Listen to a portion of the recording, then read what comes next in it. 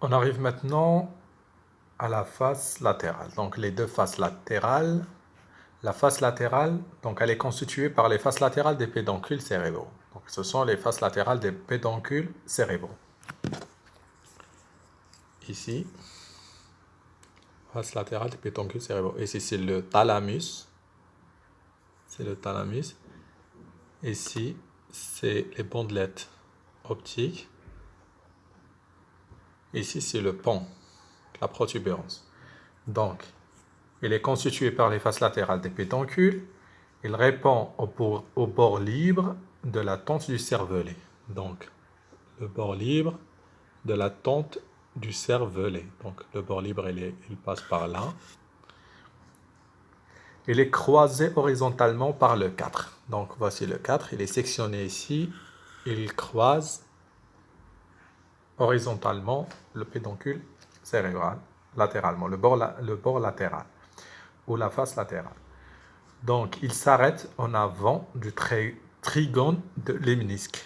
Donc, il s'arrête en avant du trigone de l'héminisque ici, au niveau du pont. Donc, il s'arrête en avant du trigone de l'héminisque. Voici le trigone de l'héminisque qu'on vient d'écrire. Voici, c'est celui-là, c'est le 19. Donc, il s'arrête en avant du trigone de l'héminisque. Maintenant, on va passer à la face postérieure. Comme vous avez déjà vu, c'est la face postérieure. Les pédoncules cérébraux sont séparés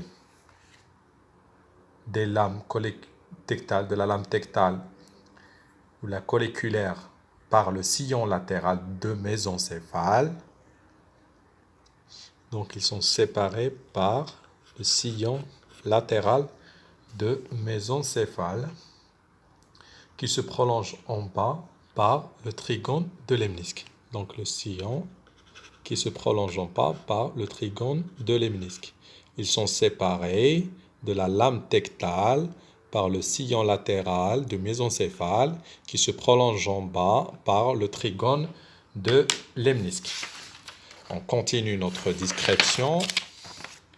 La lame tectale ou colliculaire est constituée de chaque côté par une paire de colliculi. Donc c'est un colliculus. Le pluriel c'est colliculi. Chaque est séparée les unes des autres par un sillon curciforme. Un sillon curciforme, donc en croix. Séparées les unes des autres par un sillon. Donc les colliculi, les deux supérieurs et les deux inférieurs, sont séparés les unes des autres par un sillon cruciforme en croix, dont l'extrémité supérieure se termine sous la glande pénéale. Voici la glande pénéale, ou l'épiphyse. Et l'extrémité inférieure se prolonge par le frein de la voile médulaire supérieure ou la valvule de Wiersens. Donc voici le frein de la voile médulaire supérieure, la valvule de Wiersens. Donc l'extrémité supérieure de ce sillon cruciforme qui sépare les colliculi, c'est au-dessous de la glande pénéale, et l'extrémité inférieure se prolonge par le frein de la voile médulaire supérieure ou la valvule de Wiersens. De part et d'autre de ce dernier, donc le frein de la voile médulaire supérieure, le 4 ou le trochléaire, le nerf crânien, le quatrième nerf crânien, le trochléaire prend origine, prend naissance de part et d'autre du frein. Donc de ce dernier, le frein de la voile médulaire supérieure ou la valvule de Wiersens prend naissance le 4, de part et d'autre. Les collicules supérieures et inférieures sont reliés respectivement au corps genouillé ou la géniculé, latéraux et médiaux. Donc, respectivement, les supérieurs avec les latéraux, les inférieurs avec les médiaux. S, L, supérieur, latéraux, I, M, inférieur, médiaux. Donc, supérieur avec les latéraux et les inférieurs avec les médiaux. Comme vous voyez, voici les corps genouillés de l'hypothalamus, la face inférieure. Donc, on a les deux corps genouillés ou la géniculée, médiaux et latéraux. Latéraux avec les collicules supérieurs et inférieurs, les collicules inférieurs avec les corps genouillés ou la géniculée médiale. Donc, comme vous avez déduit, elles sont reliées au corps genouillé par le bras conjonctival. C'est un bras de substance blanche. C'est le bras conjonctival au bras de collicule. C'est le bras de collicule. Ces deux sont les bras de collicule qui permettent cette liaison entre le colliculi et les corps genouillés. Le mésencéphale est traversé par l'aqueduc du Sylvius. Donc, il est traversé, voici ici, c'est le troisième ventricule, ici, c'est le quatrième ventricule. Il est traversé par l'aqueduc de Sylvius, l'aqueduc mésencéphalique, qui limite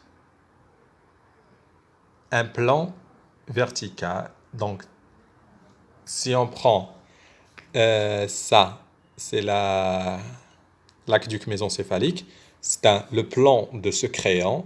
En avant, il y a le tegmentum et en arrière, il y a le tectum. Donc, l'aqueduc mésencéphalique n'est pas montré ici. Ça fait partie de la configuration interne qu'on va la voir ultérieurement. Donc, en avant de ce plan vertical représenté le plan vertical qui passe par l'aqueduc de Sylvius en avant et c'est l'espace et avant d'arriver à la substance noire, c'est le tegmentum. Et en arrière, c'est la surface de la lame avant d'arriver à la surface de la lame, c'est le tectum. Donc, je vais essayer de schématiser. Voici le mésencéphale par exemple, les deux pédoncules cérébraux. Bon, c'est un schéma. Ici, on va dessiner ici, c'est l'aqueduc de Sylvius au mésencéphalique qui permet la liaison entre le troisième ventricule en haut et le quatrième ventricule en bas. Donc, c'est un schéma, c'est pas... Ici, si on va la substance noire qui est ici, et ici, c'est la surface de la lame tectale. La surface de la lame tectale. Et ici, c'est la substance noire. Donc, l'espace, l'aqueduc de Sylvius, un plan vertical. En avant et jusqu'à la substance noire, c'est le tegmentum. En arrière, jusqu'à la surface de la lame tectale, c'est le tectum. Tectum, tegmentum.